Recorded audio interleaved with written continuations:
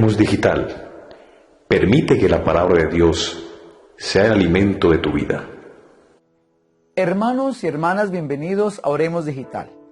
Estamos a domingo 14 de enero, segundo del tiempo ordinario, segunda semana del Salterio, color litúrgico verde. Comencemos en el nombre del Padre, y del Hijo, y del Espíritu Santo. Amén. Escuchemos la palabra. Del primer libro de Samuel, capítulo 3, versículos B al 10 y 19. En aquellos días, Samuel estaba acostado en el templo del Señor, donde se encontraba el arca de Dios. Entonces el Señor llamó a Samuel. Este respondió: Aquí estoy. Corrió a donde estaba Elí y dijo: Aquí estoy porque me has llamado. Respondió: No te he llamado, vuelve a acostarte. Fue y se acostó. El Señor volvió a llamar a Samuel. Se levantó Samuel, fue a donde estaba Elí y dijo: Aquí estoy porque me has llamado. Respondió: No te he llamado, hijo mío, vuelve a acostarte. Samuel no conocía aún al Señor, ni se le había manifestado todavía la palabra del Señor. El Señor llamó a Samuel por tercera vez. Se levantó, fue donde estaba Elí y dijo: Aquí estoy, Señor, porque me has llamado. Comprendió entonces Elí que era el Señor el que llamaba al joven, y dijo a Samuel: Ve a acostarte, y si te llama de nuevo, di: Habla, Señor, que tu siervo escucha. Samuel fue a acostarse en su sitio. El Señor se presentó y llamó como las veces anteriores: Samuel, Samuel. Respondió Samuel: Habla, que tu siervo escucha. Samuel creció, el Señor estaba con él, y no dejó que se frustrara ninguna de sus palabras. Palabra de Dios, te alabamos, Señor. Salmo 39. Aquí estoy, Señor, para hacer tu voluntad. Yo esperaba con ansia al Señor, Él se inclinó y escuchó mi grito. Me puso en la boca un cántico nuevo, un himno a nuestro Dios. Tú no quieres sacrificios ni ofrendas, y en cambio me abriste el oído. No pides holocaustos ni sacrificios expiatorios. Entonces yo digo: aquí estoy. Como está escrito en mi libro, para hacer tu voluntad, Dios mío, lo quiero y llevo tu ley en las entrañas. He proclamado tu justicia ante la gran asamblea. No he cerrado los labios, Señor, tú lo sabes. De la primera carta del apóstol San Pablo a los Corintios, capítulo 6, versículos 13c al 15a y del 17 al 20. Hermanos, el cuerpo no es para la fornicación, sino para el Señor, y el Señor para el cuerpo. Y Dios resucitó al Señor y nos resucitará también a nosotros con su poder. ¿No saben que sus cuerpos son miembros de Cristo? El que se une al Señor es un espíritu con Él. Huyan de la inmoralidad. Cualquier pecado que cometa el hombre queda fuera de su cuerpo, pero el que fornica peca contra su propio cuerpo. ¿Acaso no saben que su cuerpo es templo del Espíritu Santo que habita en ustedes y han recibido de Dios? Y ustedes no se pertenecen, pues han sido comprados a buen precio. Por tanto, glorifiquen a Dios con su cuerpo. Palabra de Dios, te alabamos, Señor. Lectura del Santo Evangelio según San Juan, capítulo 1, versículo del 35 al 42. En aquel tiempo estaba Juan con 2 de sus discípulos, y fijándose en Jesús que pasaba, dice: Este es el Cordero de Dios. Los 2 discípulos oyeron sus palabras y siguieron a Jesús. Jesús se volvió y, al ver que lo seguían, les pregunta: ¿qué buscan? Ellos le contestaron: Rabí, que significa maestro, ¿dónde vives? Él les dijo: vengan y vean. Entonces fueron, vieron dónde vivía y se quedaron con él aquel día. Era como la hora 10. Entonces Andrés, hermano de Simón Pedro, era uno de los 2 que oyeron a Juan y siguieron a Jesús. Encuentra primero a su hermano Simón y le dice: hemos encontrado al Mesías, que significa Cristo, y lo llevó a Jesús. Jesús se le quedó mirando y le dijo: Tú eres Simón, el hijo de Juan. Tú te llamarás Cefas, que se traduce Pedro. Palabra del Señor, gloria a ti, Señor Jesús. Bueno, mis queridos hermanos y hermanas, hoy tenemos una palabra preciosa en este segundo domingo del tiempo ordinario. Hoy la palabra nos invita a pensar en una realidad de todo ser humano, y es acerca de su elección de vida. Tal vez todos, o al menos la mayoría, nos hemos cuestionado sobre nuestras existencias y nos hemos preguntado si esto que hoy estamos haciendo es o no el propósito de Dios para nosotros.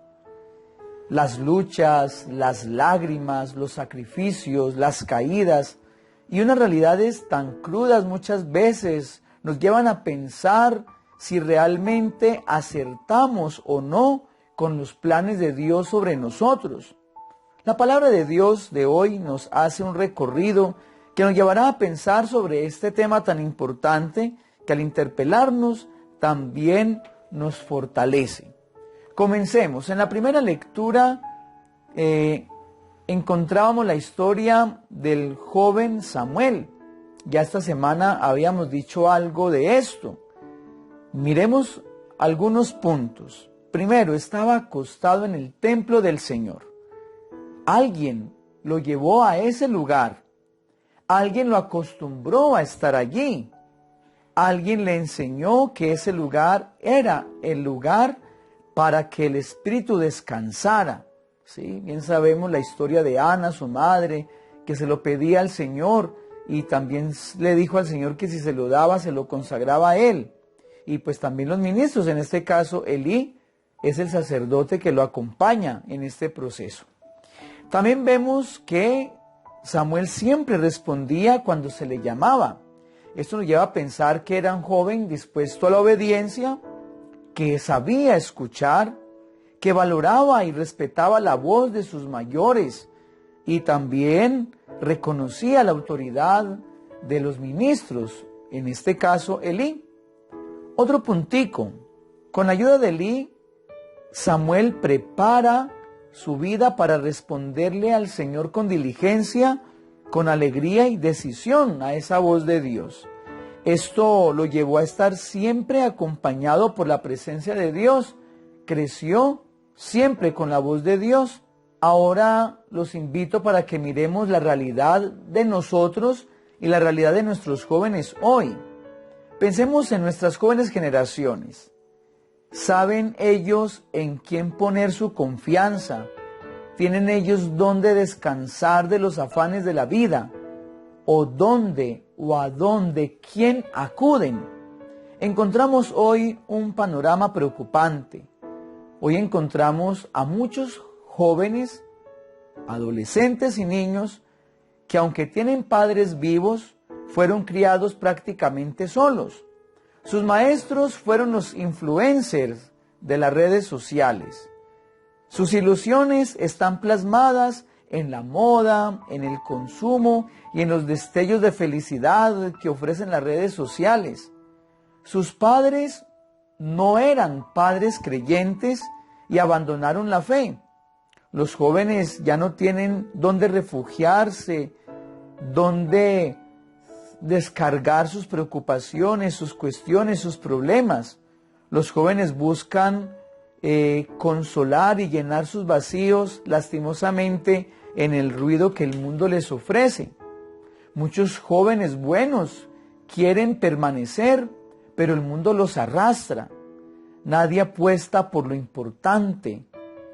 ¿Qué le dicen hoy a un muchacho cuando en su casa tiene este pensamiento de quererse casar? O cuando uno de sus hijos quiere tener niños, o cuando alguien quiere estudiar algo más, o cuando alguien quiere ir al seminario o al convento. ¿Qué le dice el papá, la mamá a este muchacho? ¿Cuáles son las opiniones que generan alrededor de la familia? No son opiniones positivas, son opiniones negativas. ¿Usted para qué se va a casar? ¿Se quiere arruinar la vida? ¿Cómo que para qué hijos? Los hijos son un estorbo. se quiere ir para el seminario, una iglesia, se quiere ir a lamber ladrillo, ¿sí? Una muchacha que quiere irse al convento. ¡Qué pérdida! ¿Qué consejo le estamos dando nosotros hoy a nuestros hijos cuando quieren seguir un ejemplo bueno? Encontramos, por otra parte, respuestas genéricas y desechables en otros jóvenes. Nadie le apuesta al para siempre. Nadie le apuesta al hasta que la muerte los separe. Hoy son preocupantes las cifras estadísticas de las separaciones en los matrimonios y también de los sacerdotes y religiosos y religiosas que se retiran, y en estos casos los más jóvenes. ¿Qué pasa, mis queridos hermanos y hermanas? ¿Por qué no queremos responder con claridad? ¿Por qué no queremos responder con un para siempre a Dios y a la vocación? En esta realidad de la no escucha a la voz de Dios, el Evangelio nos ilumina. Encontramos a dos jóvenes que oyen hablar de Jesús y esto a ellos les causa una inquietud. Querían saber más del Señor. Maestro, ¿dónde vives? Y Jesús les dice, vengan y vean, ¿sí? Y los llama a estar con Él y ellos se quedan con Él. Esto a ellos los convence y no solo se quedan con Él, sino que llaman a sus más cercanos y los contagian de ese amor de Jesús. Necesitamos entonces personas que sin miedo busquen a Jesús, un Jesús amigo de todos, un Jesús que tiene mucho que ofrecernos, un Jesús que tiene para todos un estilo de vida único, precioso y grande. Solo aquel que reconoce el plan de Dios en su corazón, no solo le dará sentido a su vida, sino que ayudará a los demás a escuchar la voz de Dios y a encaminarse por ese plan que tiene Dios. Hoy necesitamos, hermanos y hermanas, que las nuevas generaciones conozcan la voz de Dios y sepan hacer una elección de vida, no por lo que le dé basura, sino por lo que le dará la salvación. Jóvenes, adolescentes, niños, que busquen tener un amor verdadero, no cariñitos momentáneos. Queremos personas que busquen su realización personal, no dinero a toda costa, incluso su propia libertad y felicidad. Necesitamos jóvenes que busquen la libertad de vida, no cárceles invisibles de vanidad, avaricia y desorden sexual. Necesitamos personas que busquen la gracia ante Dios, no pequeñas sonrisas en medio del desespero, el desconsuelo y la inseguridad. Hoy tenemos que pensar, pues, mis queridos hermanos y hermanas, ¿qué es lo que realmente importa en la vida? Que nos lo ofrece Jesús para que así busquemos la realización y la plenitud de la vida. Amén. Dios los bendiga. En el nombre del Padre, y del Hijo, y del Espíritu Santo. Amén. Nos vemos en la Santa Misa presencial.